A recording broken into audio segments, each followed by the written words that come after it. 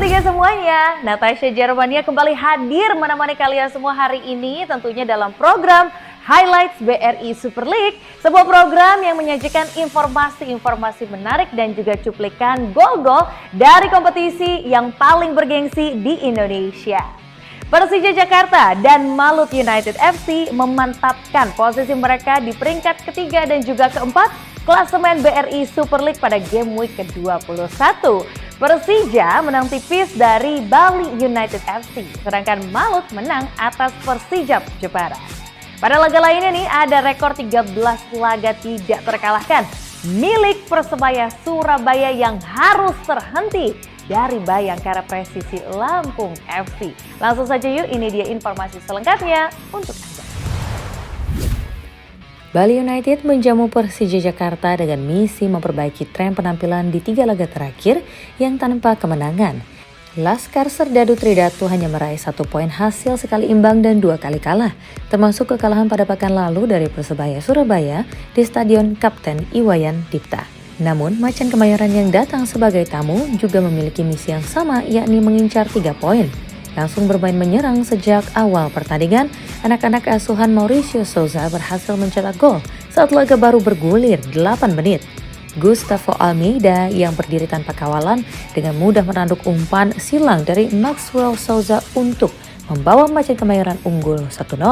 Gol ini menjadi pembeda hingga babak pertama usai.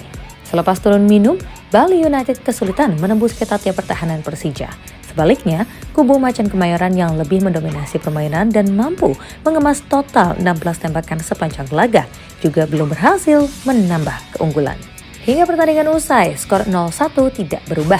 Hasil ini membawa Macan Kemayoran masih menghuni peringkat ketiga dengan 44 poin. Sedangkan Bali United yang baru memiliki 28 poin harus turun ke posisi 10. Rekor apik Persebaya Surabaya akhirnya terhenti. Bayangkara Presisi Lampung FC menjadi tim yang berhasil memutus catatan 13 laga tidak terkalahkan bajul ijo.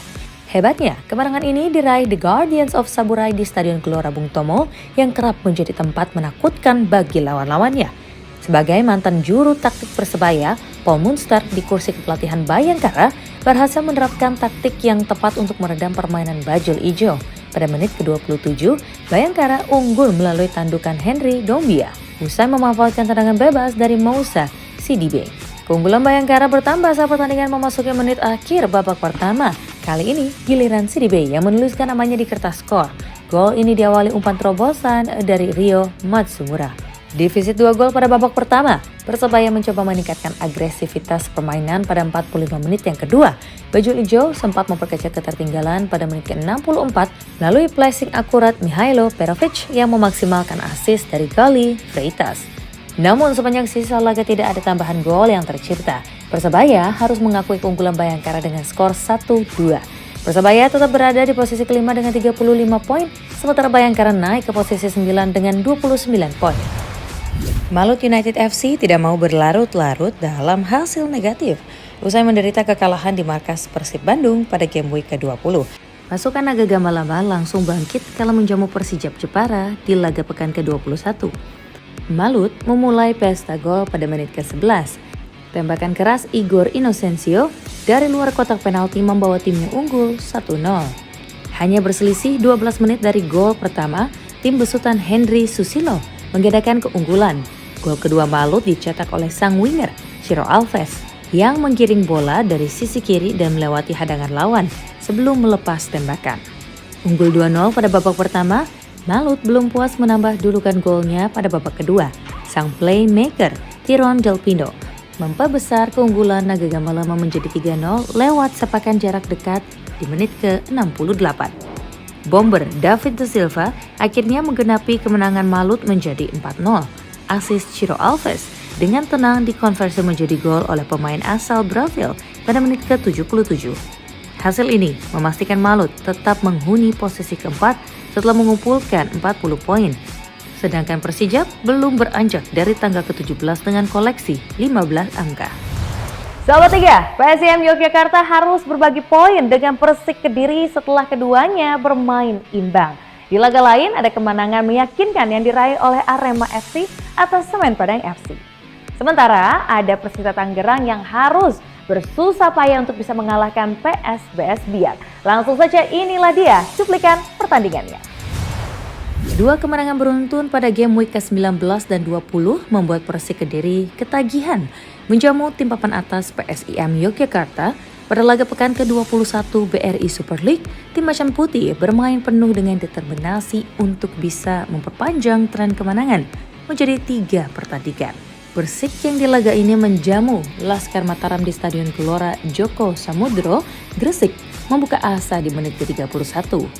Legiun asing asal Spanyol, John Torrent, berhasil menggetarkan gawang lawan lewat sepakan kaki kirinya.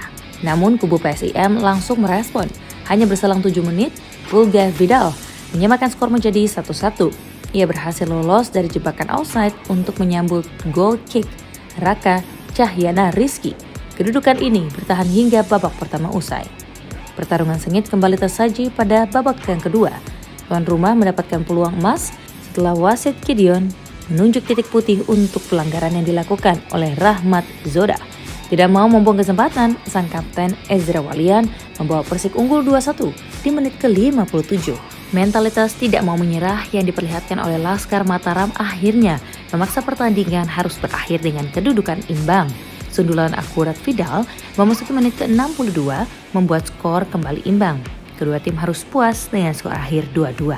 Hasil yang belum mengubah PSIM dari posisi ke-7 dengan 32 poin, sedangkan Persik gagal naik ke 10 besar klasemen. Arema FC tampil perkasa saat menjamu Semen Padang FC. Bermain di Stadion Kanjuruhan, tim Singo Edan sempat kesulitan menembus pertahanan Kabau Sirah di menit-menit awal. Namun satu gol pembuka yang dibuat ternyata mampu membuka keran gol dari Arema. Tuan rumah mencetak gol perdana pada menit ke-29. Pemain pinjaman dari Persija yakni Carlos Franca memberikan umpan yang matang yang mampu dieksekusi oleh Joel Vinicius menjadi gol. Gol ini pun merupakan satu-satunya yang tercipta di babak pertama. Usai menjadi aktor dengan asisnya, Franca membuktikan kemampuannya dalam mencetak gol. Di menit ke-51, tembakan kerasnya dari luar kotak penalti menggentarkan gawang Semen Padang, sekaligus menggandakan skor menjadi 2-0. Gol ini membuat Arema semakin merajalela. 8 menit kemudian, lewat sebuah serangan balik, Valdece mengirimkan umpan terobosan yang mengawali terciptanya gol ketiga melalui Joel Vinicius. Arema menang 3-0 atas Semen Padang, sehingga naik ke peringkat ke-8 dengan mengumpulkan 30 poin. Di sisi lain, Kabau Sirah belum bisa keluar dari zona merah di posisi ke-16. Pertarungan sengit tersaji di Indomilk Arena saat Persita Tangerang menjamu tamunya PSBS Biak. Meski kedua tim berada di posisi yang terpaut jauh di klasemen, Persita di tengah ke-6 dan PSBS di posisi ke-15, kenyataannya di lapangan justru sebaliknya. Di luar dugaan, Laskar Badai Pasifik justru mampu untuk mencuri gol di menit ke-45. Sepakan, Ruyeri berbelok arah setelah mengenai pemain Persita dan bola meluncur ke gawang. Babak pertama ditutup dengan skor 0-1 keunggulan bagi PSBS. Pergantian sejumlah pemain di babak kedua dilakukan pelatih Persita, Carlos Pena, untuk meningkatkan intensitas serangan. Hasilnya berbuah manis, agresivitas Persita membuat pemain PSBS melakukan pelanggaran di kotak penalti. Sayangnya, eksekusi Eber bisa mampu dihalau oleh Kadu. Tak lama setelah kegagalan penalti ini, Raiko Medina tampil sebagai pahlawan bagi Persita. Sepakan sang winger berhasil menaklukkan Kadu dan mengubah skor menjadi 1-1 di menit ke-69. Hanya 1 menit setelah gol ini, Persita berhasil membalikkan kedudukan. Eber bisa membayar kegagalannya dengan memberikan umpan akurat bagi Ahmad Nurhadianto yang mencetak gol melalui tandukan kepalanya. Hingga laga usai, skor 2-1 tidak berubah. Meski tim tamu sempat beberapa kali mendapatkan peluang mencetak gol. Sekarang kita tiba di segmen ketiga nih Sobat Liga. Dewa United FC berhasil mencuri 3 poin dari markas PSM Makassar. Sedangkan upaya Persis Solo untuk bisa keluar dari dasar klasemen semakin sulit usai ditahan imbang oleh Madura United FC. Langsung saja kita simak bersama, ini dia selengkapnya. Berbekal kemenangan pada laga terakhir di markas PSBS Biak, tim Juku Eja PSM Makassar tampil dengan percaya diri meski menjamu tim bertabur bintang Dewa United Banten FC.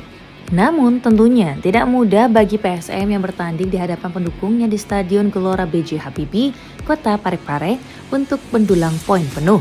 Dewa United yang masih berkutat di papan bawah memberikan perlawanan sengit untuk tuan rumah. Sempat terlibat saling serang, kedua tim harus mengakhiri babak pertama dengan skor kacamata alias 0-0. Setelah kembali dari kamar ganti, tuan rumah yang mulai frustasi karena beberapa kali gagal memanfaatkan peluang, akhirnya kecolongan. Di menit ke-89, Vinicius Duarte atau Vico berhasil menjebol gawang PSM dan membawa Dewa United memimpin 1-0. Keunggulan pasukan Banten Warriors bertambah memasuki injury time. Striker Dewa United Alex Martins menyegel kemenangan Dewa menjadi 2-0 setelah memanfaatkan umpan Taisei Marukawa. Tambahan 3 angka membuat tim asuhan Jan Olde Rekerink kini memiliki 27 poin dan berada di papan tengah. Sedangkan PSM yang baru mengemas 23 angka juga harus berada di zona tengah klasemen. Upaya Persis Solo untuk keluar dari dasar klasemen masih belum menemui hasil yang positif. Klub berjuluk Laskar Samber Nyawa lagi-lagi gagal meraih poin penuh pada lanjutan game week ke-21 BRI Super League. Menjamu Madura United FC yang juga berada di papan bawah, Persis kebobolan lebih dulu pada menit ke-33 melalui eksekusi penalti Jose Brando. Namun Persis mampu bangkit hanya berselang 9 menit. Tandukan dari Roman Paparya menyamakan skor menjadi 1-1. Memaksimalkan umpan tendangan pojok dari Andre Alba. Skor imbang 1-1 menutup paruh pertama. Pada babak yang kedua, tepatnya menit ke-66, Persis kembali harus tertinggal. Kali ini giliran dari Jorge Mendoza yang membobol gawang tuan rumah setelah memanfaatkan bola rebound. Hasil tangkapan penjaga gawang Persis, Vukasin Franes yang terlepas. Skor menjadi 1-2 untuk keunggulan Madura United. Usaha keras tim asuhan Milomir Seslija untuk terhindar dari kekalahan akhirnya terwujud.